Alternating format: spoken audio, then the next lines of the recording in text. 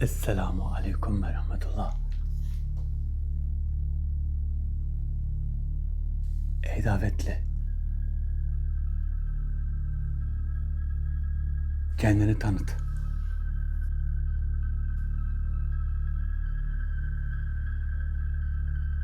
Beklediğim davetli sen misin?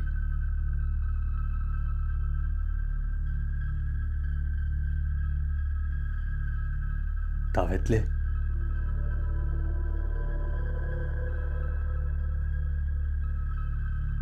Davetli, kendini tanıt. Beni duyuyor musun?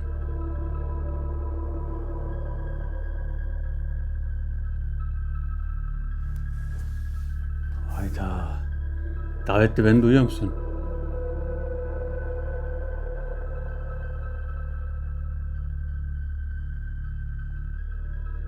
Neden konuşmuyorsun?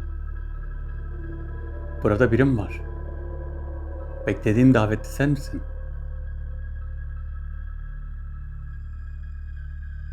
La ilahe illallah. Beklediğim davetli sen misin? Beklediğim davetli sen misin?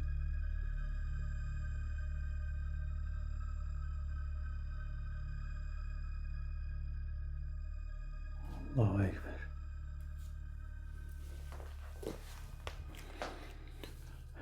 Bakın bekle gelmedi biri geldi. Bu gelen o mu acaba? Sıkıntı var dedim. Bu sıkıntı geçti mi geçmedi mi bilmiyoruz. Konuşmuyor. Niye konuşmuyor? Ya gelen davetli o değil ya da o ama burada biri daha var. Burada biri daha var. Biri daha olduğu için şöyle bir mum yakacağız. Bir tane yeter normalde ama şunu da yakalım.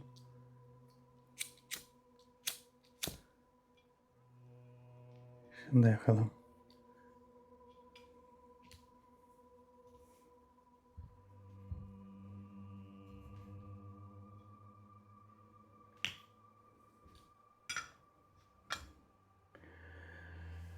La havle ve la kuvvete illa billah. La havle ve la kuvvete illa billah. La havle ve la kuvvete. Acaba tütsü de mi yaksam? Tütsü de yakabilirim ama.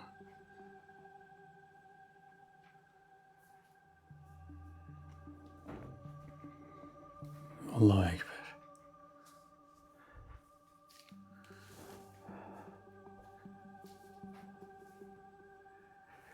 Şimdi gelen davetli, Düğümlü Kitabın davetlisi. Burada hemen hemen saat 9'dan beri 9'u 40 geçe miydi? 45 geçe başlamıştım. Ondan sonra baktım gelecek gibi değil. Sonra dedim bari fragmanı çekip gönderelim. Yoksa fragman gelmeyecek. Bekleyen arkadaşlarımız var. Bakın saat şu an yarım oldu. Ama geldi. Fragmandan kısa bir zaman sonra geldi. Yarım saat 35-40 dakika sonra geldi. Ama konuşmuyor. Neden konuşmuyor bilmiyorum. Bakacağız, konuşturacağız. Bir çaresine bakacağız yani. Bir şekilde konuşacak. Konuşması lazım. Bir şekilde bunun konuşması lazım değil mi? Arkadaşlar bugünkü videomuzun sponsoru Beşir Ulok. Beşir Ulok bugünkü videomuza sponsor oldu. Bir de sen gör özel defterine ismini yazacağız. Şimdi Beşir Ulok. Beşir Ulok. Sevgilerimle.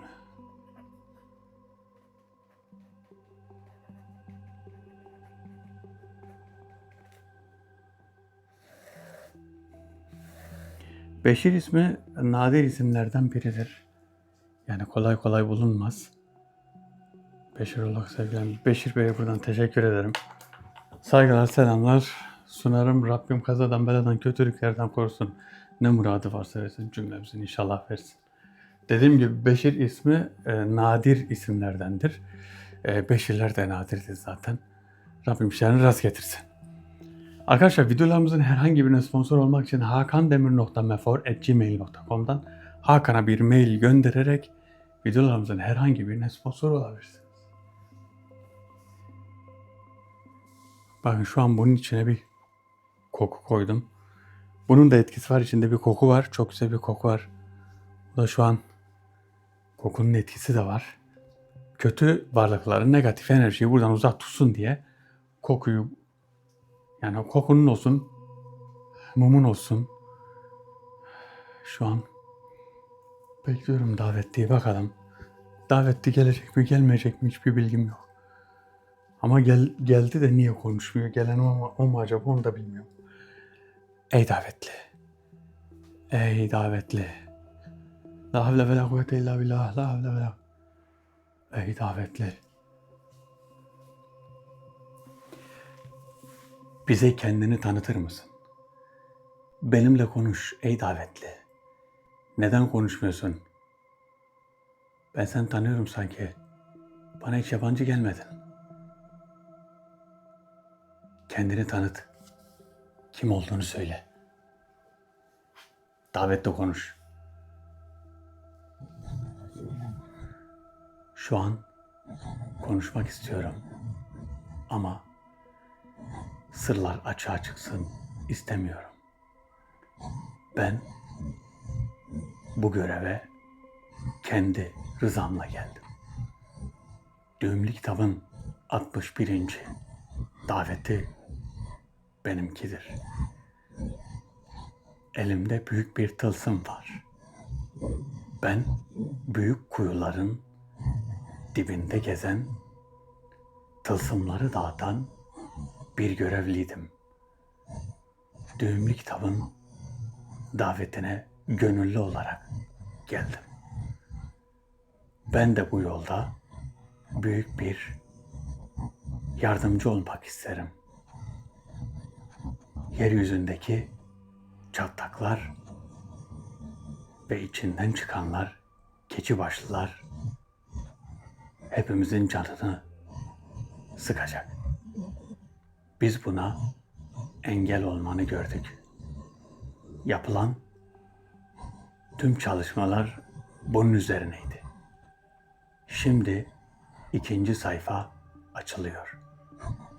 Çatlağın birinde duran metal blok halen yerinde.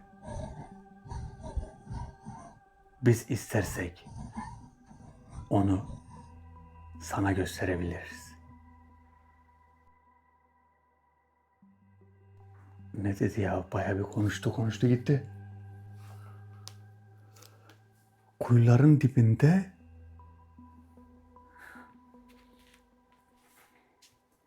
dibinde dolaşan, tılsımları gezdiren biriymiş. Bu göreve de gönüllü gelmiş. Allah Allah.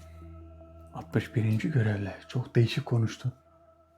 Ama tanıdık birine benziyor. Tanıdık birine. Tanıdık. Bakın keçi başlar hakkında bir işlem yaptım. İşlem yaptım şöyle. Keçi başlılar şu an hiçbir etki yapamıyor. Ama çoğu çıkmış bir şekilde bekliyorlar. Şimdi şöyle, biz mi engelliyoruz her şeyi? Biz engellemiyoruz. Aslında kendi aralarında yapılan savaşlar var. Kendi aralarında olan bir metafizik engel var. Bu engel de onların ayağına dolanıyor aslında. Yani bütün her şeyi biz yapmıyoruz. İbn Karuf bu konu hakkında fazla hassasiyet göstermedi çünkü çok da önemli bir durum değilmiş. Yani metafizik anlamda. Ama bizim kendi hakkımızda insanlık alemi için acaba çok önemli bir durum mu? Bence önemli bir durum. Metafizik bir durum. Bizi etkilememesi lazım. Bize böyle şeylerin gelmemesi lazım. Keçi başlı en kötü ne olur? İnsanların rüyasına girebilir. Değil mi? Bakın şu an İbn Karuf'un davetini açtım. İbn Karuf şu an hem dinliyor hem bir misafir gönderecekmiş. Onu da bilmiyorum. Ne gönderecek bilmiyorum. Normalde TAS'la konuşabiliyoruz ama şu an benimle konuşmak için değil de olaya müdahil olmak için davetinin açılmasını istedi. Yani biz bireysel davette görüştüğümüzde o şekilde konuştuk. Bireysel davette görüştüğümüzde o şekilde konuştuk.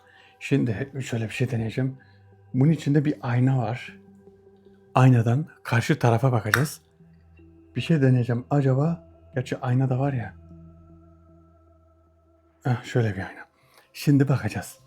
Eğer aynadan karşıdan görürsek, ben daha önce yaptığım zaman İbn Karuf'u silüet olarak gördüm. Şöyle yapacağım. Karşıya bakacağız. Yansımaya. Işık yansıması olmasa, bu ayna da şöyle. Şunun arkasında çok farklı bir şey var. Bakın. Bakın bu aynanın önünde değil, arka kısmında. Yani daha doğrusu şu önü bakın kirli gibi duruyor ama değil. Şöyle göstereyim.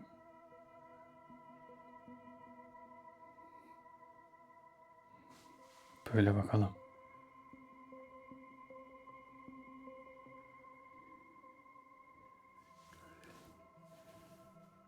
Nasıl olacak? Böyle bu şekilde. Şimdi. Evet, şimdi oluyor.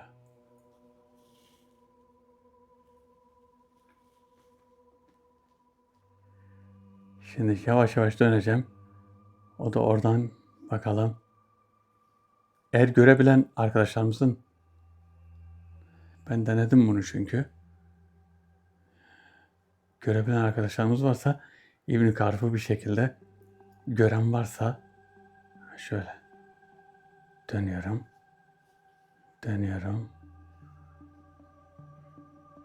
Evet. Ben sanki bir şey gördüm ama bir türlü tutturamıyorum, bir dakika. Şöyle yapalım. Tamam, böyle daha net. Şimdi bakalım. Tam netleştirdim. Böyle bakalım.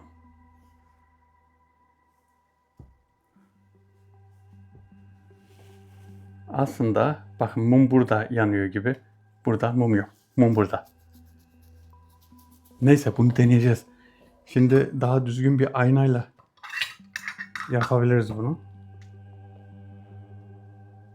Daha düzgün bir aynayla yapabiliriz. Davette de La ilahe illallah, la ilahe illallah, Muhammed Resulullah, la havle ve la kuvvete illa billah, la havle ve la kuvvete illa billah, la havle ve la kuvvete illa billah.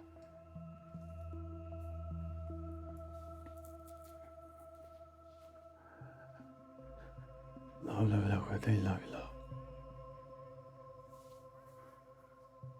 Davetli, sen buraya gönüllü mü geldin? Bizi borçlu çıkarmayasın. Sanki buraya alacaklı gibi gelmişsin. Öyle bir konuştun ki, senin rütben sanki benim rütben çok büyük de ufak bir işe ben kendim gönüllü geldim gibi konuştun. Eğer bu işi istemiyorsan zorla yapacak değilsin. Hayır, beni yanlış anladın. Ben gönülden geldim. Bu görev beni yok etse bile buradayım. Sana bir hançer getirdim. Ama nasıl vereceğim bilmiyorum. Ya sen alacaksın ya da ben onu bir şekilde bırakacağım. Hançer ne için? Nasıl bir hançer? Bu metafizik bir hançer. Yani sen bunu hissedeceksin. Hissedeceğim. Ne işe yarıyor peki?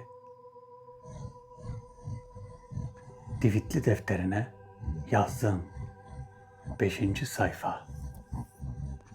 Eğer 6. sayfaya geçeceğin zaman bu hançer orada olması lazım. Büyük bir kapı açıldı. Kapıyı engellemek çok zor. Sadece keçi başlılar değil, başka kişiler de geçecek. Başka kişiler kimler geçecek? Nerede açıldı bu yarık? Bu çatlak nerede açıldı? Bu çatlak Moğolistan ile Rusya arasında bir yerde. Bir yer daha var. Orası ise biraz daha batı tarafında büyük bir çatlak oluştu. Bu belki insanlığı korkutabilir. Ama bu oluşan çatlağın ne olduğunu söylememiz lazım. Bizim haberimizi bekleyenler var. Kim bekliyor haberi?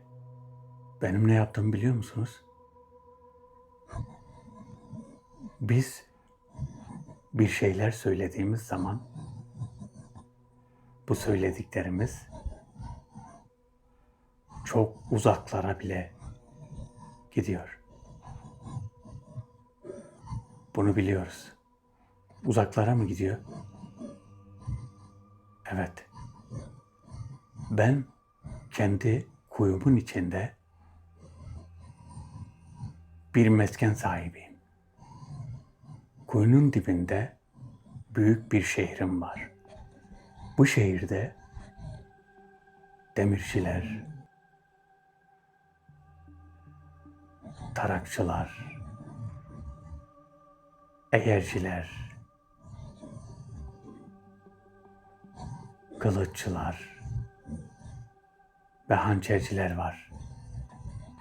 Her biri birer dükkan, her biri birer eşya üretiyor.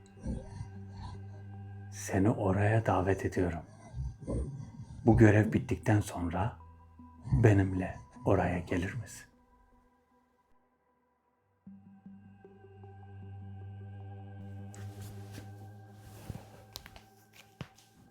Ben bundan biraz şüphelendim. Beni konunun dışına çıkarıyor, bilmiyorum. Şimdi görev diyor, o diyor, bu diyor. Sonra ben bir kuyunun altında bir şehrim var. Bu şehir o kadar büyük. Tarakçılar mı? Tarak ne alaka ya? Tarak. Acaba tarak başka bir şey, başka bir anlamda mı söyledi? Tarak'ın başka bir anlamı var mı ya? Tarak. Tarak bildiğiniz tarak. Saçını tararsın değil mi? Başka bir anlamı olabilir mi tarak? Tarakçılar, kılıççılar, eğerciler diyor, eğer. Hançerciler. Her biri birer eşya üretiyor. Benimle oraya gelir misin? Bu görevim bittikten sonra.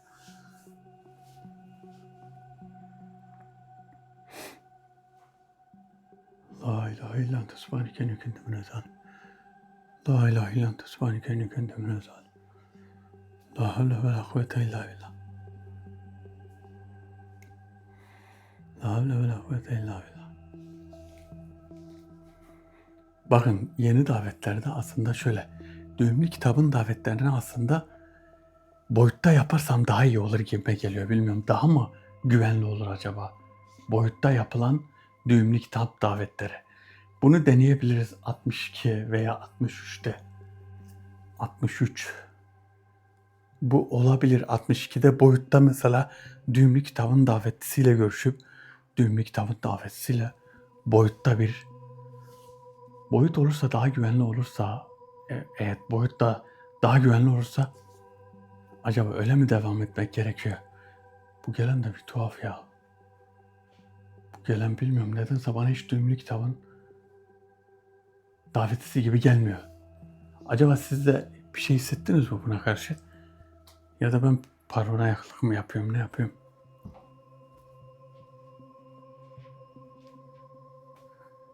Acaba öyle bir durum mu var? Paranoyaklık mı? Dün var ya dün bu aynı fırıldak var ya, deleme fırıldak. Bu var ya burada acayip dönüyordu, şöyle hızlı dönüyordu. Dedim bu ne ya, dedim sallanıyor mu ne, bunun ne oldu? Bu döndü sonra durdu ama bu dönme şeyi yok bakın. Bak bu normalde buraya kancayla asılır bakın.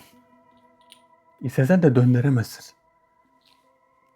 Nasıl döndü anlamadım. Gelen davetli yaptı bunu. Aynayla bakalım mı gene? Aynayla. Bakalım aynayla şunu açayım ben. Aynayla bakacağız. Aynayla. Şöyle. Allahu Ekber. Ey davetli. Geç gelirsin sandım ama seni aynada gördüm sandım. Ben de dedim ki aynayla bir şey gördük. Meğersem sen gelmezsin. Nedense bana güven vermedin. Sen düğümlü kitabın davetlisi misin? Ben düğümlü kitabın 61. davetlisiyim. Bana güvenmemen normaldir. Ben buraya istesem bile düğümlü kitabın davetlisi olduğumu söyleyemem. Bu görev bende olmasaydı bundan bahsedemezdim. Büyük bir kabilemin olduğunu söyledim. Buraya gelen davetlilerin çoğu hepsi birer rütbe sahibi. Daha önce sana padişahlar, krallar görev getirdi. Kitap getirenler oldu. Ben de sana metafizik hançeri getirdim. Siz metafizik dediğiniz için ben de metafizik diyorum. Bu hançer çok büyük bir güce sahip. Bu hançer de metafizik görünmüyor değil mi bu hançer? Ben görüyorum. Siz görür müsünüz onu bilemem. Biz görmedikten sonra hançerin ne anlamı kaldı? Düğümlü kitabın esas görevi nedir? Düğümlü kitabın esas görevi nedir? Söyler misin? Sen bir kabileye mensupsun. Beni kabileye neden çağırıyorsun? Sana oraları göstermek istiyorum. Göstermek mi istiyorsun? Sen buraya gelenlerden neden farklısın? Senin gözlerinin bebeğinde gözlerin dönüyor sanki. Bunu ne için yapıyorsun? Şu an gözlerinin içindeki göz bebeğin dönüyor. Bunu neden yapıyorsun?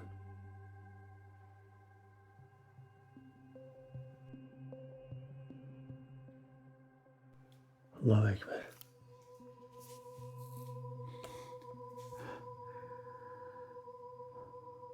Göz bebeği dönüyor. Göz bebeği. Bilmiyorum fark ettiniz mi ya? Kamerada bir şey anlamadım. Gözün içi dönüyor. Şöyle dönüyor. Böyle dönüyor. Allah Allah. Kameraya baktım. Kamerada bildiğim parlıyor da. Belki de videoda gözükür bilmiyorum. Gözü dönüyor. İlk defa böyle bir şeye rast geldim yani. İlk defa böyle bir şey. Düğümlü kitabın davetlerinden ilk defa böyle bir şey. Bakın kapsız kitabın davetleri geliyor. Onlar da geliyordu normalde. Onlar zoraki geliyordu. Yani onlar zorla geliyordu buraya. Ama bu farklı. Bu da bir demek her gelen. Zaten ben biliyorum bütün düğümlü kitabın bütün gelenleri hepsi bir görevli. Hepsi biri kimisi padişah ve krallar da gelmiş. Ama o kadar mütevaziler ki kral veya padişah olduklarını söylemediler hiç. İbn Karuf çağırsam mı acaba ya? Acaba tasa su koysak, İbn Karuf'la biraz konuşsak. Acaba. Ama yok, düğümlü kitabın davetisi bu. Bu düğümlü kitabın 25 nereden çıktı? Düğümlü kitabın 61. davetisi. 25 mi? 25. bize ne demişti? Düğümlü kitabın 25. davetisi. 61. davetli. 61.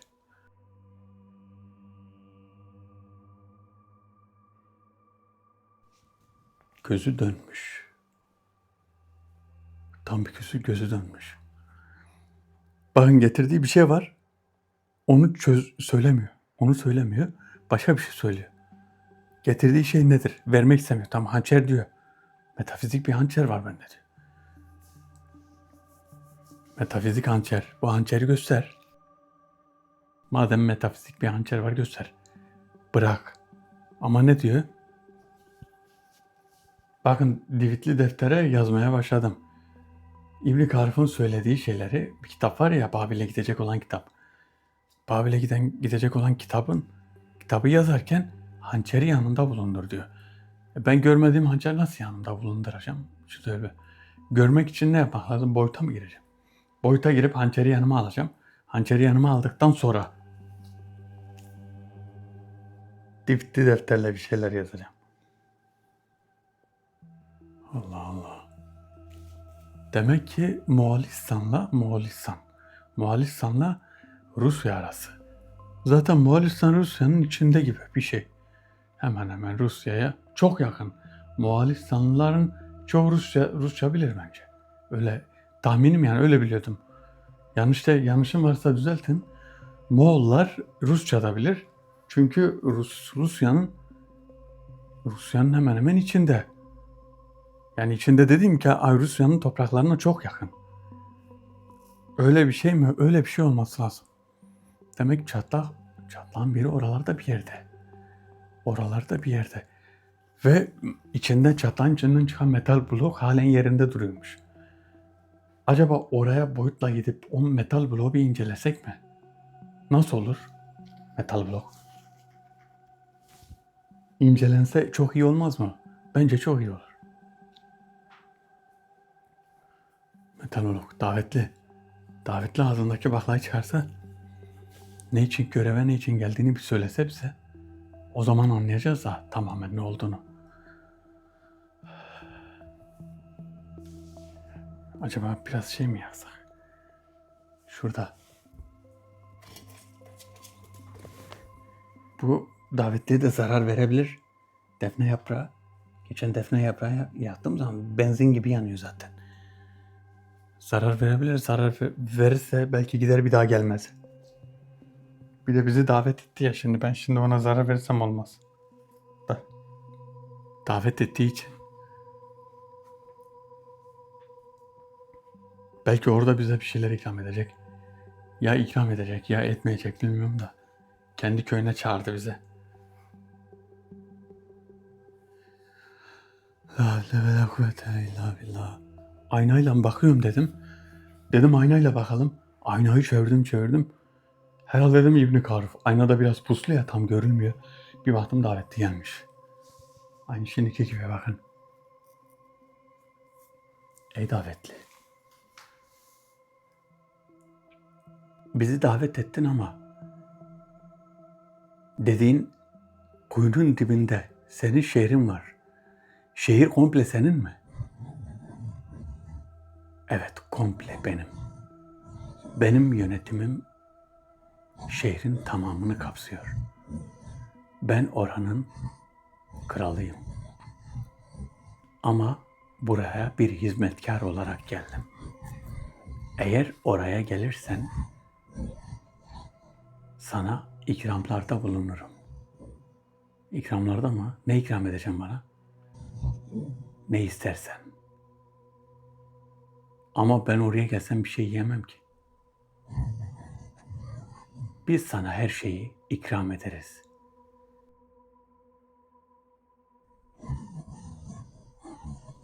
Sana bazı sırlı şeyleri de gösteririz.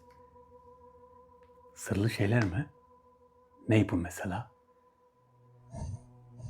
Bizde bir tas var.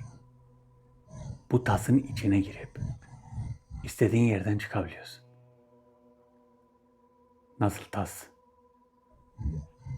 Bizde olan bir tas. İçinde bir su var.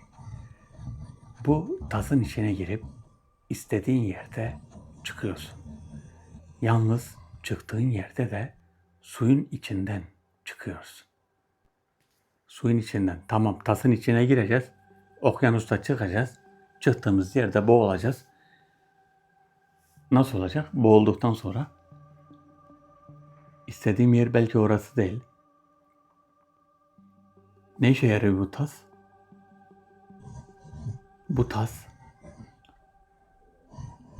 uzakları yakın eder. Sırları çözer.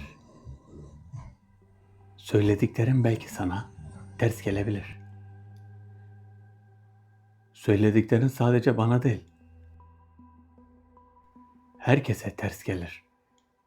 Tasın içine girip, tasın içine nasıl, boyuttan mı gireceğiz? Yani senin şehrine geleceğim, orada tasın içine gireceğim, başka bir yerden mi çıkacağım? Bence istemiyorsun. İstemiyorum değil, ben mantıklı bir şey istiyorum. Şimdi, Düğümlü Kitabın 61. davetisi ya beni oyalıyor ya da getirdiği şeyden bahsetmiyor. Bahseder misin? Getirdiğin şey nedir? Yıldızların döngüsü tamamlandı. 5. kapı açıldı. Bu kapıdan içeriye gir. Sana en güzel hazineler verilecek.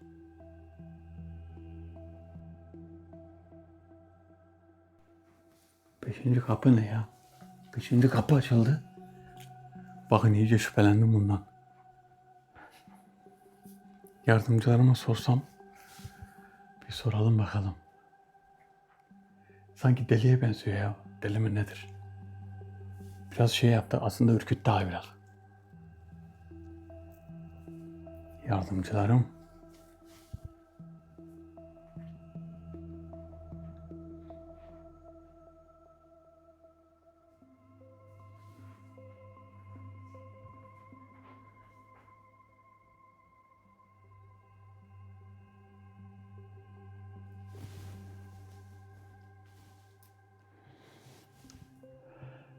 Evet. Düğümlü Kitabın 61. davetlisi bu. Ama zor davetlerden bir tanesi. Söylediği her şey doğrudur diyor. Ne söylerse tatbik et. Doğru söylüyor. Buraya gönülden gelmiş diyor. Gönülden. Öyle bir şey olsa, yanlış bir şey olsa zaten gelemezdi. Öyle düşünüyorum. Yanlış bir şey olmuş olsaydı gelemezdi. Acaba şu aynayla şu tarafa bakarsak görür müyüz bir şey? O aynayla. Ben böyle çok denemeler yaptım da çoğu görüntüyü o şekilde yakaladım. Bakın görüntü böyle. Şöyle yapayım. Kapının oraya bakacağız. Çoğu görüntüyü bu şekilde yakaladım. Aynayla. Şimdi aynadan net görülüyor. Şöyle yapalım. Şöyle biraz daha. İçeriye bakacağız şimdi. İçeri. Yavaş gideyim ki. Bak şu an benim sağ tarafım. Yavaş yavaş, tamam, mumun olduğu yer.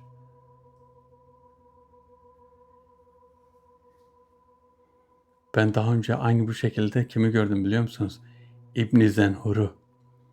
İbn Zenhur bu şekilde gözüktü. Onun davetini yaptığım zaman tekrar açacağım. Bu şekilde göstereceğim size. Bakın koltuğun orada sanki.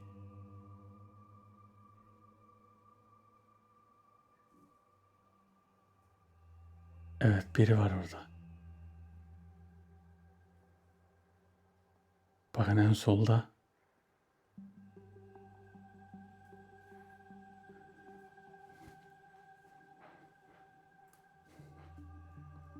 Ben mi öyle fark ettim acaba? Gören var mı acaba? Eğer görebildiyseniz La havle ve la kuvvete. La havle ve la kuvvete illa billah. La havle ve la kuvvete illa billah. Of. Aynada adamın gözünü bozacak ha neredeyse.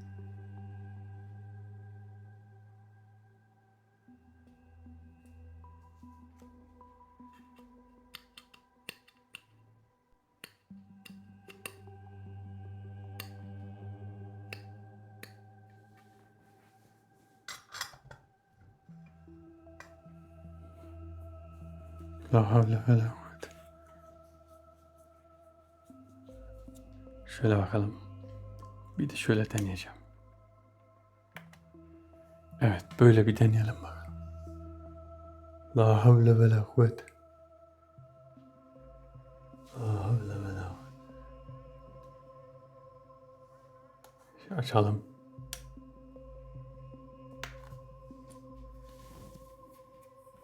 Ey davetli.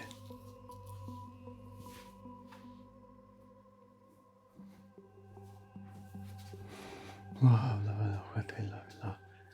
La havle ve la kuvvete.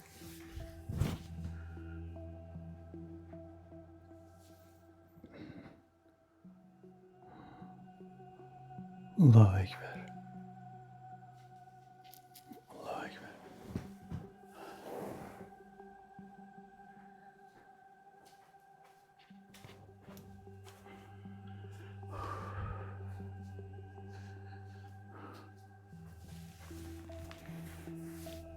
Bir an senden şüphe duydum. Bir tuhafsın, bir değişiksin. Ama gönülden gelmişsin. Sana teşekkür ederiz. Herkes gönülden gelmez. Ben buraya gönülden geldim. Ben minnettarım. Asıl mesele buraya gelip bir şeyleri düzeltmek için elimizden geleni yapmak. Bize verilen görevler senin hizmetin uğruna verilmiş görevlerdir. Biz birçok görevi senin çıkarların için getiriyoruz. Geriye kalan davetliler önemli görevler getirecek. Yalnızca beklemek gerekiyor. Şimdi bazı şifacılar var. Bunlar birçok şeyi anlatıyor. Ama maalesef size uymaz.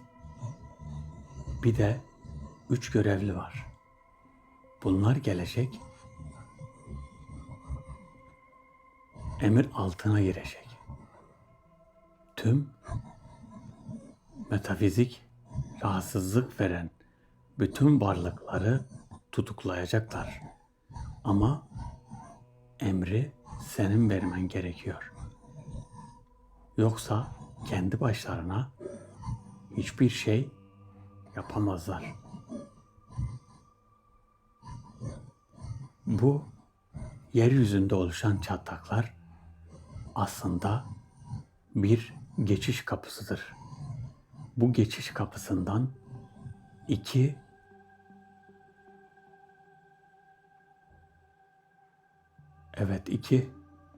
ne? Anunnaki geçecek. Anunnaki diyorsunuz. Sizin anlayacağınız dilde Anunnaki. Bunlar kendi aracıyla geçecek. Dünya etrafında uçacaklar ve onu sizler göreceksiniz. Bazıları inanmayacak ama bazıları ise inanacak. Bu çatlakları Anunnakiler mi oluşturdu? Evet. Bu çatlakları onlar oluşturdu. Tek amaçları irtibat kurmak.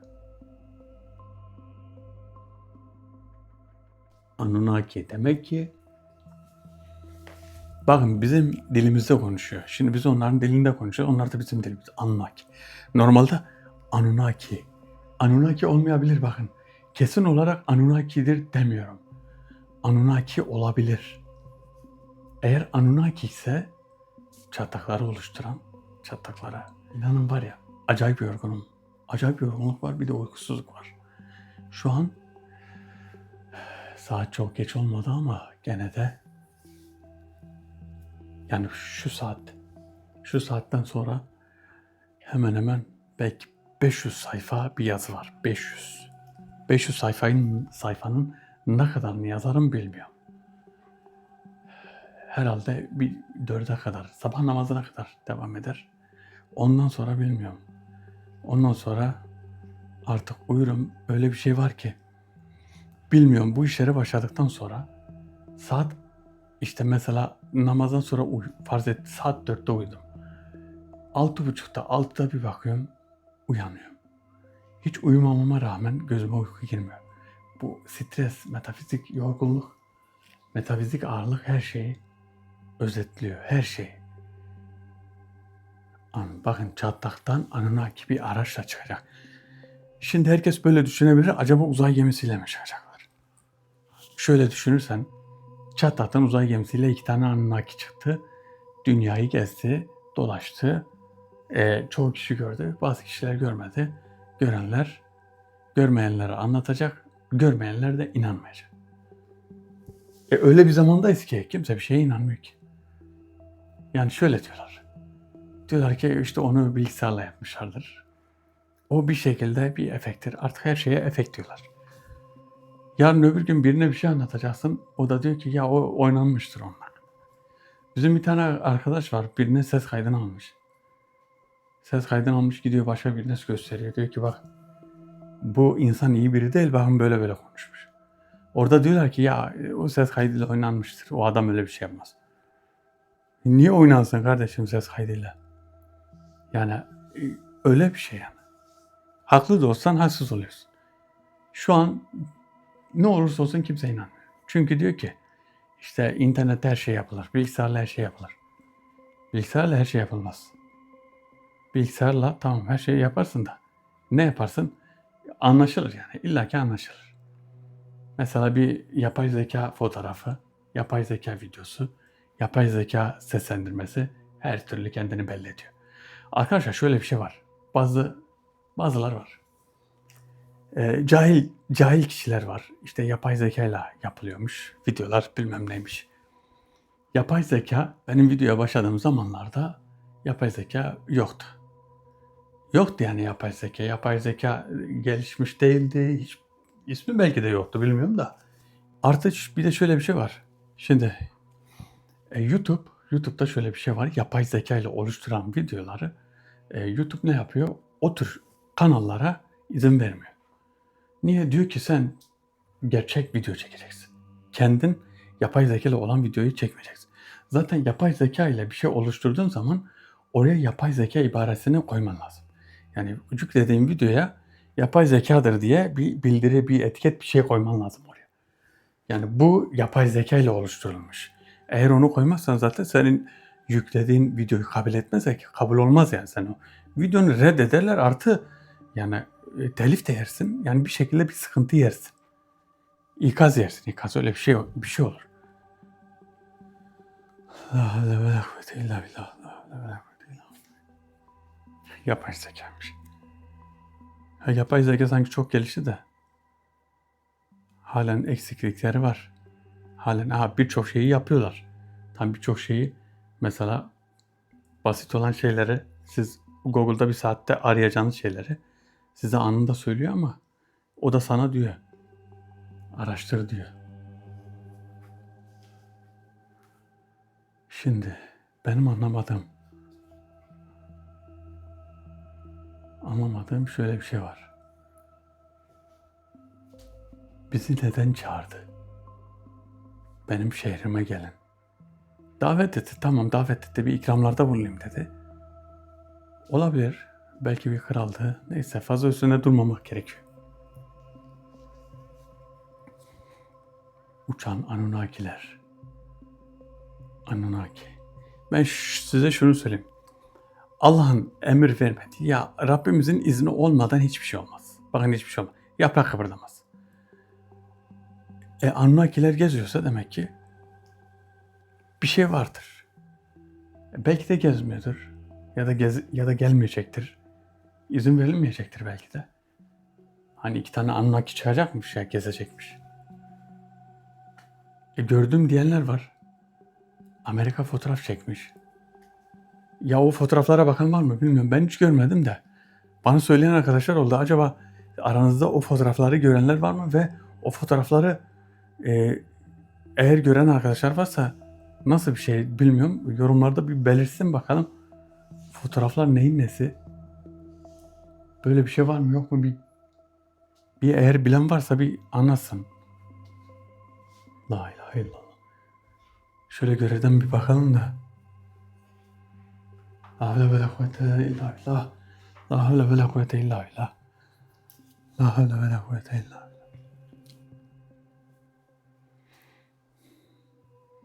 Davetliye bakar mısın? Bana Anunnaki gelecek çıkacak diyor.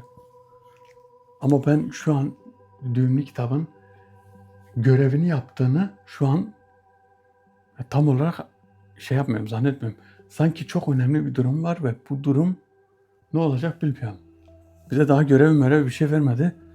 Davetin anlamı ne? Haber verdi ama.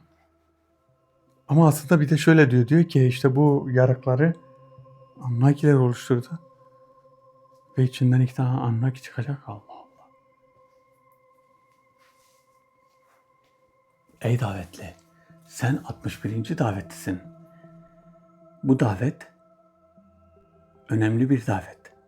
Neden söylemiyorsun? Düğümlü kitabın daveti, 61. daveti bu olmamalı. Öyle değil mi? Düğümlü kitabın 61. davetlisi dediğin bu davettir. Benim getirdiğim hançer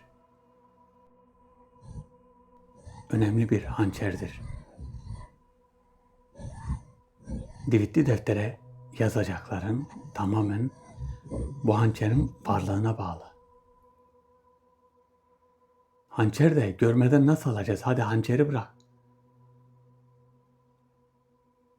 Hançeri bırakırsan anlar mıyız? Hançeri ben divitli defterin yanına bırakacağım. Bıraktığım yerde İbn-i Karif'in tarif ettiği sayfaları yazarsın. İbn-i Karif'in tarif ettiği. İbn-i Karif tarif ederken o hançeri bana getirebilirdi. Seninle niye gönderiyor? Sana dedim ya, benim bir şehrim var. Şehrimin içinde kılıç üreten, hançer üreten, eğer üreten, tarak üreten yerler var. Hançeri biz ürettik ve düğümlü kitaba hibe ettik. Bunu bilsen yeter. Sadece bu. Sadece budur. Hançeri defterin yanına bırakıyorum. Hançeri tamam. Ben diyorum hançer ne alaka? İbn-i Karif getirirdi. Hançeri bunlar yaptı. Metafizik bir yapıyla yaptılar. Metafizik bir yapı. Hançer. Size göstermek isterim onu. Eğer öyle bir gerçek bir hançer gelirse ama metafizik hançer diyor. Metafizik hançer olursa kamera gösterir. Kamera nasıl onları gösteriyorsa metafizik hançeri de gösterir yani. Kamerayla rahat bir şekilde çekebiliriz. Ben bu kadarını biliyorum. Evet, bu kadarını biliyorum. Metafizik hançer. Neyse, defterin yanına koysun. İbn Karuf biliyorsunuz biraz sayfaların arasında bazı şeyler var. Bu bazı olan şeyler gizli olduğu için çekmedim. Size dedim ya, İbn Karuf tarif ettiği zaman ben çekeceğim onu. Bir şekilde sizinle beraber dolduracağız defteri. Belki de sizle beraber doldurmayacağız. Belki de bütün sayfalar böyle gizli gizli gidecek. Belki de bilmiyorum. Çünkü orada birçok önemli şeyler var. Yani önemli olan şeylerin çoğunu ben anlamadım da İbn Karuf bir şeyler yazdırıyor. Bunlar çok önemli diyor. Bunların altına çizik at. 2. sayfaya geç. 3. sayfaya geç. 4. sayfaya geç. 4. sayfada bazen şöyle yapıyoruz. Sayfanın işte 2. sayfanın biraz ortasına geliyoruz. Ortadan yazmaya başlıyoruz. Diyorum ki yukarısı boş kaldı. Oraya farklı şeyler gelecek diyor. Sonra diğer sayfaya geç diyor. Burayı boş bırak, başka sayfaya geç diyor. Anlamadım, bilmiyorum. Tarif ederek gidiyor. Neyse, şimdilik tarif ederek götürüyoruz işi. O tarif ediyor, ben de yazıyorum. Bakalım ne olacak. Ne zaman ki benim eşref saatim geldiği zaman o sıra artık bilmiyorum. Devam eder miyim, etmez miyim? Edeceğim diye düşünüyorum. Edeceğim. Bittikten sonra Babil'e nasıl gideceğiz? Babil'e bir yolculuk başlayacak. Babil'e. Ya arabayla gideceğiz oraya ya da bir şekilde gideceğiz. Giderken de aynı bu şekilde kameramı alacağım ve yol boyu artık tedbirimizi de alacağız bir şekilde. Tedbirimiz dediğimde işte kameraydı, bataryaydı, bilmem neydi, ekipmandı. Her şeyi yanıma alacağım. Ondan sonra yola çıkacağız Babil'e. Babil'e gide her yeri çekeceğim, size göstereceğim. Gittiğim bütün yolları. O yol çünkü bir görev yolu, yani değişik bir yol olacak bana. Belki de çöllerden geçeceğiz. Belki de çok kötü yerlerden geçeceğiz. Tehlikeli yerlerden geçeceğiz. Ve Babil'e varacağız. Babil'de bahsettiği yere götüreceğiz. Orada ne olacak onu hiç bilmiyorum. Yalnız mı gideceğim onu da bilmiyorum. Bir tane abimiz var. Adana'da bir tane abimiz var. Bahadır abi. O da diyor ki ben seninle her türlü gelirim diyor. Beni de diyor yanına diyor. Hani yanında beni de istersen beraber gideriz diyor. Seni yalnız bırakmam. Allah razı olsun, buradan teşekkür ederim kendisine. Bakalım. Bakalım nasıl olacak kısmet. Nasıl olacak? Yalnız mı gideceğiz? Biriyle mi gideceğim? Ben isterim yanında bir yol arkadaşım olsun. Yol arkadaşım ama ne diyecek acaba? İbn Karuf ne diyecek? İbn Karuf yalnız mı git diyecek? Başkasıyla mı git diyecek? Eşref abiyle mi git diyecek? Poyraz'la mı git? Hani onun demesine kalmaz da belki ben kendim seçerim. Kimle gideceğimi kendim seçerim değil mi? Allah'ım yarabbim. Bilmiyorum. Bilmiyorum, hançerdi, görevdi, defterdi. Bu işler bittikten sonra artık arkası gelecek. Ne olacaksa. Bakacağız. Babil'de nereye gideceğiz? Babil'de. Derinlere doğru mu gideceğiz? Irak tarafından başlayacak. İran tarafından mı olacak? Suriye tarafında bilmiyorum. Babil Suriye tarafına geliyor. Belki de Babil'de dediği Babil kısmı biliyorsunuz Mardin tarafını da kapsıyor biraz. Şanlıurfa, Mardin tarafını. O taraflarsa sınırdan geçmek gerekmezse belki de sınırdan geçmek gerekmez. Yani Babil dediği şöyle metafizik anlamda Babil. Metafizik. Metafizik bölge halen Babil şeklinde duruyor. Eski Babil onların şeklinde duruyor. Ama şimdiki bu zamanda sınırlarımız var biliyorsunuz. Babil diye bir şey kalmadı. Babil'de bir şey kalmadı. Ne oldu? Bizim sınır çekildi. Türkiye toprakları ayrı, yabancı topraklar ayrı. Nasıl olacak? Tarih nereye götürecek bizi? Ama büyük ihtimal şöyle. Babil dediğine göre İran'ın güneyi olabilir. İran ve Irak arasında bir bölge olabilir. Ne bileyim o taraflarda da neresidir bilmiyorum. Bakacağız artık. Gittiğimiz zaman göreceğiz. Gittiğimiz zaman. 61. davetli. 61 davet. 61. davet.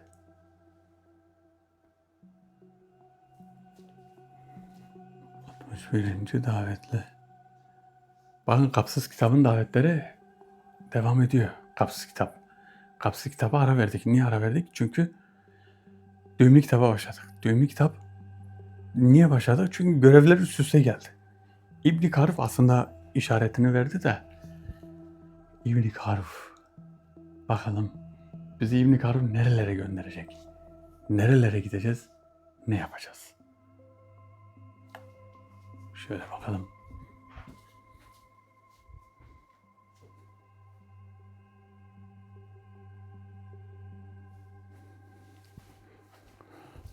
Ben İbn Karuf'la görüşeyim. İbn Karuf burada çünkü. Ne diyeceğini bilmiyorum da. Bakalım. Arkadaşlar hedefe destek olan arkadaşların isimlerini okuyorum. İbrahim Sünnetçi, İnşallah Meskin, Muhammed Alaaddin İşcan, Ufuk Orcan, Eslem, Melek Birinci, Doğan Tepe, Erdal Saylık, Talat Akgün, Adem Demir, Ömer Polat, Lidyam, Canberk Karaçay, Nalan Akgün, İbrahim Karanfil, Elmas Abla, Black Mamba, Emine Erdem, Hülya Özdağ Özen, Bay Yeşil. Buradan hepinize teşekkür ederim. Destek olan arkadaşlarımızın hepsine teşekkür ederim. Rabbim kazadan, beladan, her türlü kötülüklerden korusun. Videomuzu beğenmeyi unutmayın. Herkes kendine iyi baksın. Allah'a emanet olun. Hoşça kalın.